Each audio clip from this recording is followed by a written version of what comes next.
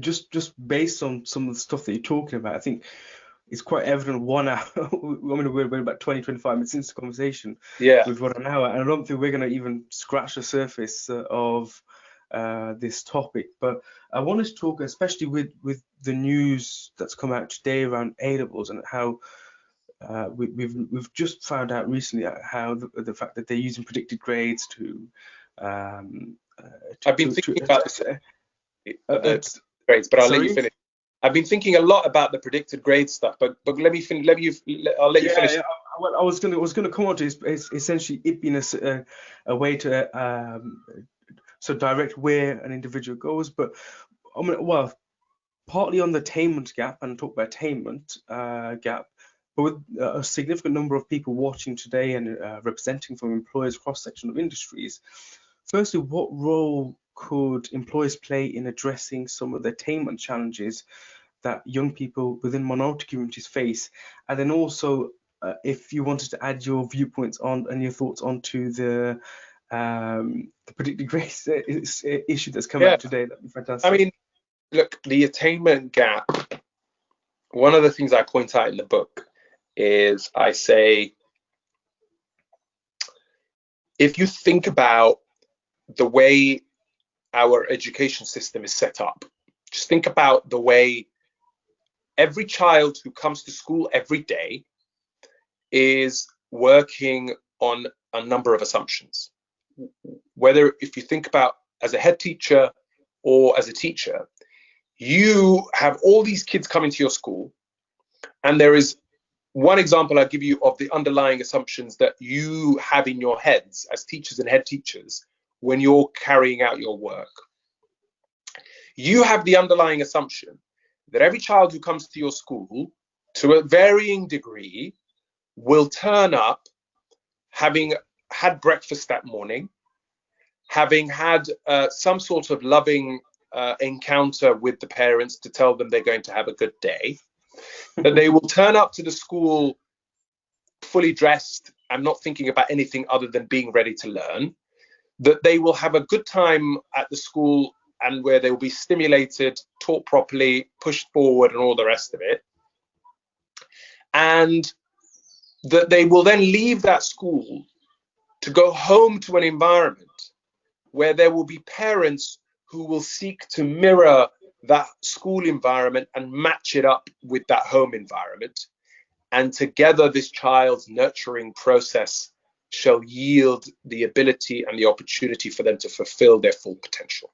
Now, you don't need me to point out that how fundamentally flawed all those various assumptions are, depending on who you are, where you're growing up, not least my own set of circumstances. Or that you will actually have parents who understand English and who can read school reports and all the rest of it, as was my case. So if that is the underlying assumptions that the schools are working with, by the way, it's really important that I also point out that there's nothing wrong with that underlying assumption, right? Because that is, in an ideal world, how schools should be working. But in reality, that's not how they do actually work because of the various socioeconomic issues that we're dealing with as societies. And so is it any wonder, therefore, that the attainment gap is so far in terms of a kid who might be going to a private school, who's going to be sent to boarding, and who never has to worry about looking after their younger brothers and sisters, who never has to worry about working weekends to help mum on with her second job, who never has to worry about anything other than studying, as opposed to everything else in the opposite. Is it any wonder, therefore, that there is that attainment gap? And how, therefore, does our education system, our teachers, our head teachers, our various people who are involved in pedagogy, how do they all come together to be able to deal with these fault lines without giving preferential treatment, as I keep coming back to, but rather try and find as many different ways as possible to level the playing field? And I think that's a big part of the conversations that we need to be having. The next point about the predicted grades, well, I talk about this in the book about how much of unconscious bias, false expectations, the poverty of ambition, and various other aspects collude to lead to a lot of kids, based on their behavior, being given either higher or lower grades than what they actually deserve. And how much of that then becomes a self-fulfilling prophecy, and how much of that is based on real subjective ideas. I remember going to a parents' evening for one of my my auntie's kids, and she's a single mum. She only has one child. He goes to a grammar school, very able kid. And I went to the class, to the meeting, the parents' meeting, and he's year 8. It's not hugely important, but in this grammar school, being very competitive, it's a big deal.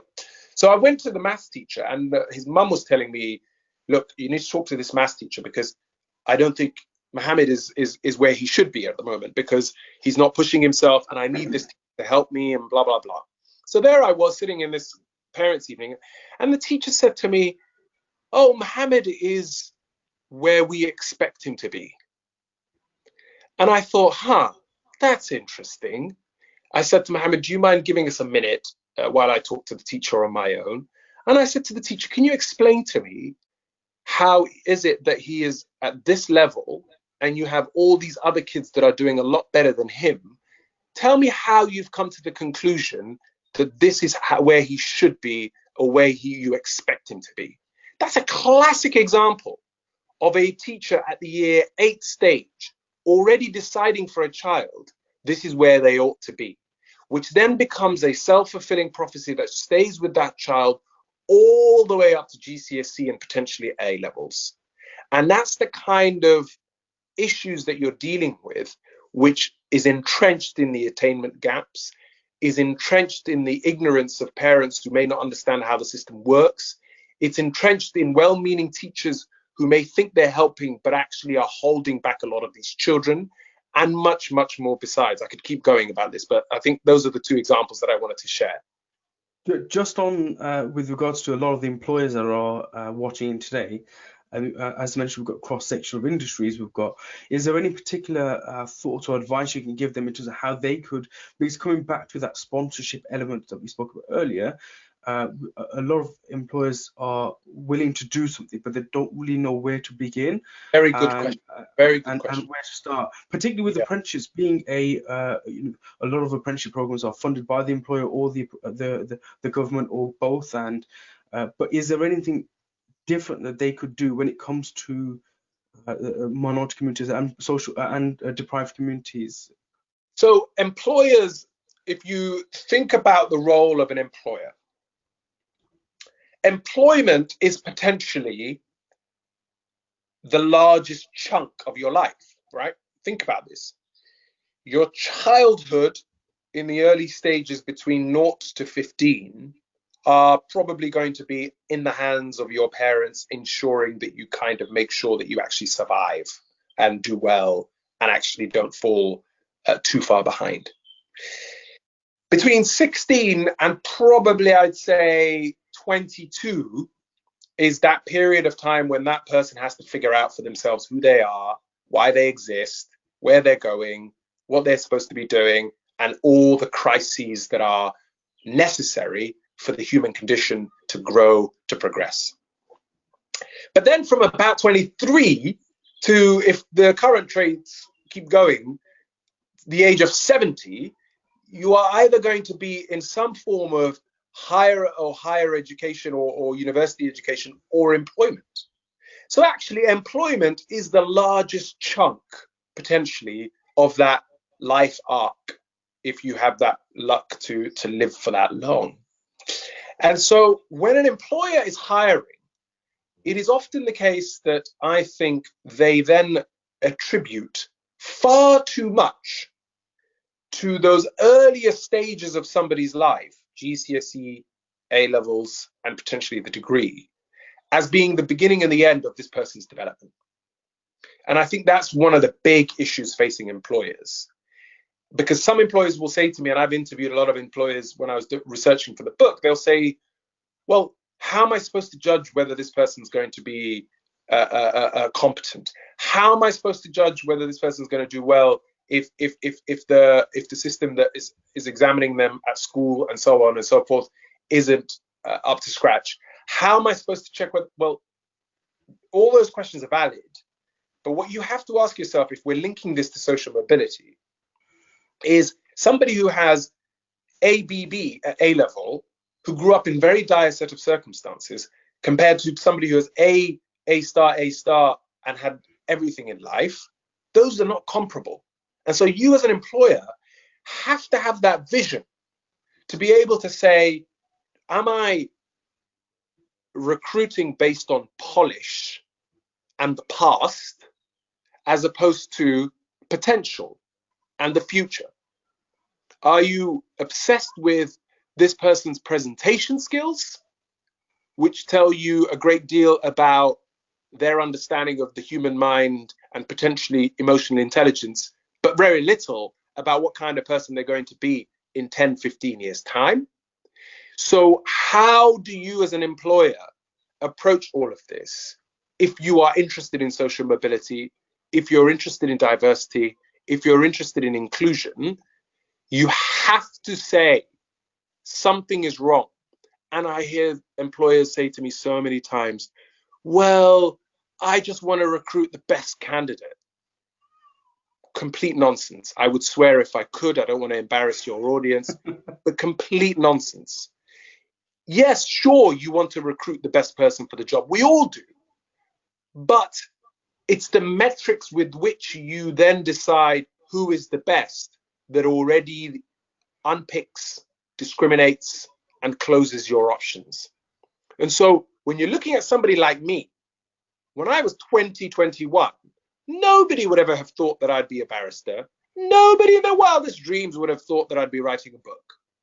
But it's that vision of an employer to be able to say, this isn't the final product. There is still a lot there. And I, as an employer, am willing to put some investment in with a view to potentially finding the right person who can be with me for a foreseeable future. So in a nutshell, what I would say to employers really is that if you're a small scale employer and you need somebody to get onto it and learn the program and get going very, very quickly, I appreciate that you're under pressure. But if you're a bigger employer who can afford some lead-in times for people to learn how the system works, I promise you there are people like me out there who are willing to learn, who are hungry, but we just need a bit of time to get to grips with matters. But that doesn't mean we're any less capable. That doesn't mean we're any less hungry. That doesn't mean we're any less determined.